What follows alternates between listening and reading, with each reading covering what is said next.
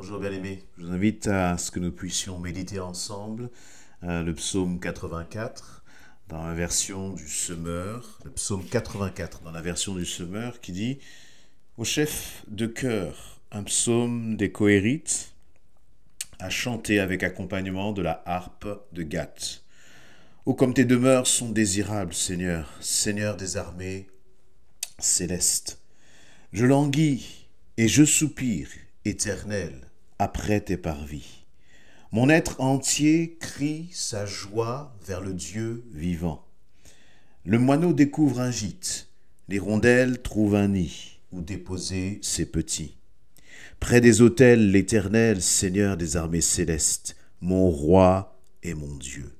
Bienheureux ceux qui habitent ta maison, car ils pourront te louer toujours. Bienheureux les hommes dont tu es la force, dans leur cœur ils trouvent des chemins tracés. Car lorsqu'ils traversent la vallée des larmes, ils en font une oasis. Et la pluie d'automne vient la recouvrir de bénédictions. D'étape en étape, leur vigueur s'accroît, et ils se présentent à Dieu en Sion.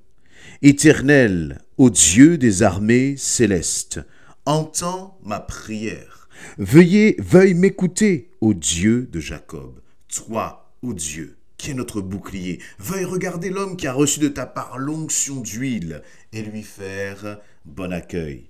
Car un jour dans tes parvis vaut bien mieux que 1000 ailleurs. Plutôt rester sur le seuil de la maison de mon Dieu que de demeurer sous les tentes des méchants.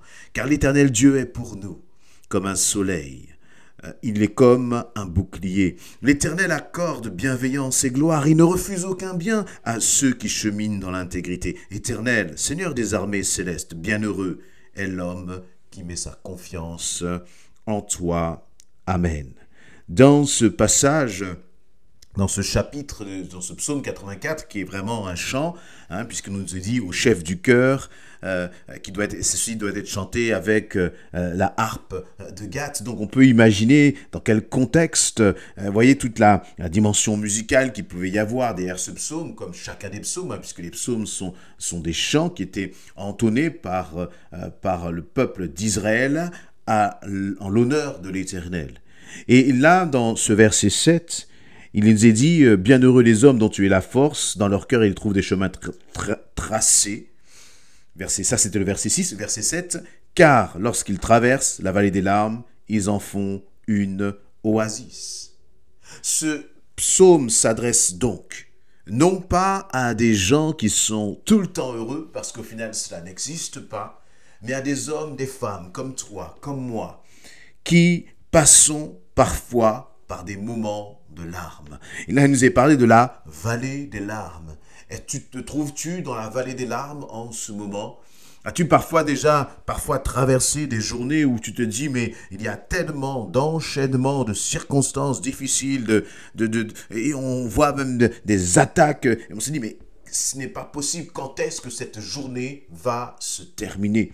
Et dans cette situation, il est bon justement de replacer ce psaume dans ce contexte-là, dans le contexte de quelqu'un qui souffre, dans le contexte de quelqu'un qui passe par des moments difficiles, des moments de découragement.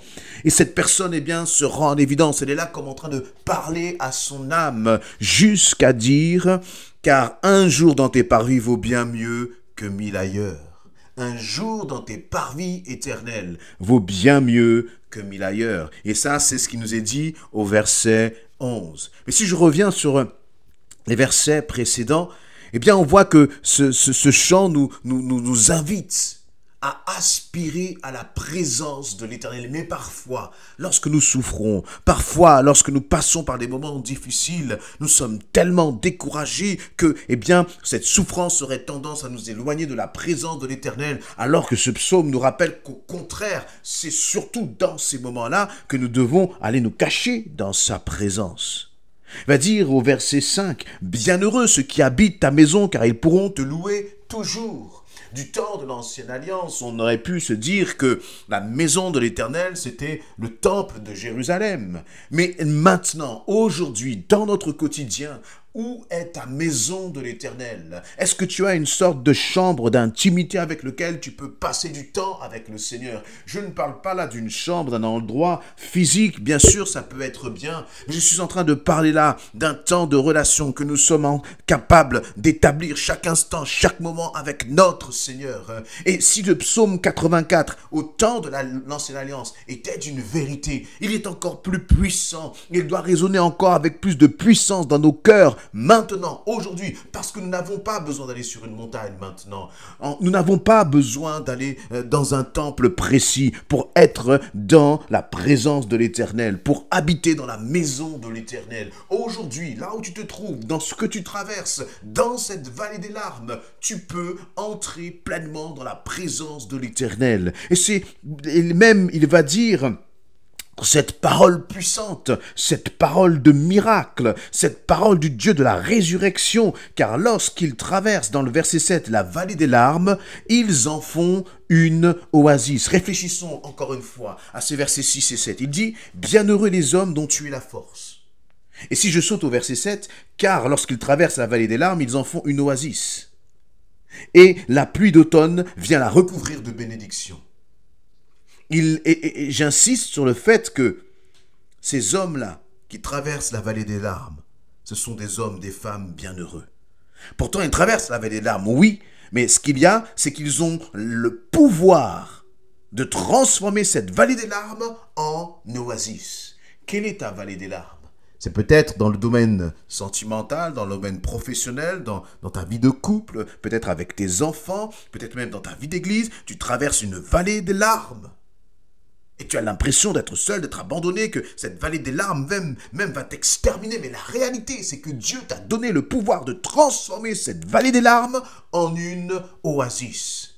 En une oasis, c'est-à-dire que ce qui coulait là comme signe justement de ton désespoir va être transformé comme une source qui va rafraîchir.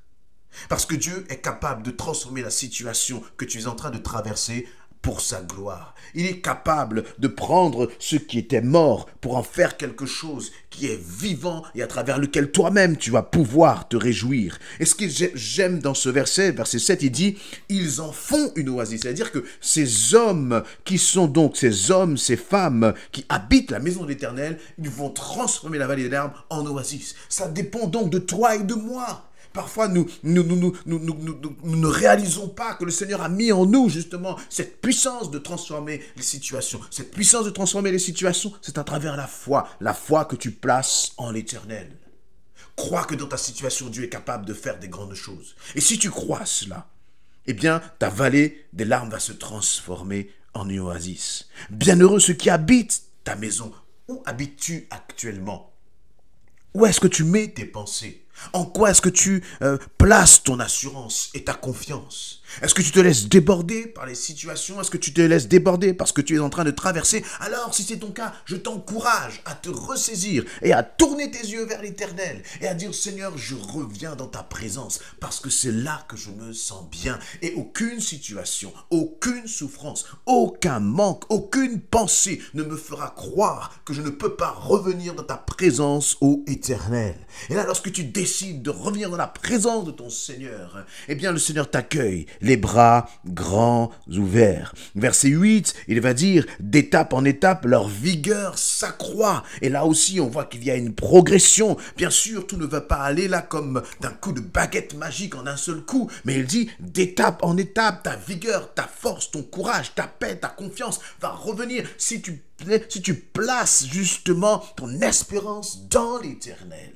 Ne te décourage pas, le Seigneur est avec toi. Cette transformation de la vallée des larmes en oasis ne se fera pas de façon instantanée. Mais laisse-moi te dire que, fondé sur cette parole, je peux te dire que chaque étape est une étape qui va te rapprocher de la victoire parfaite en Jésus-Christ.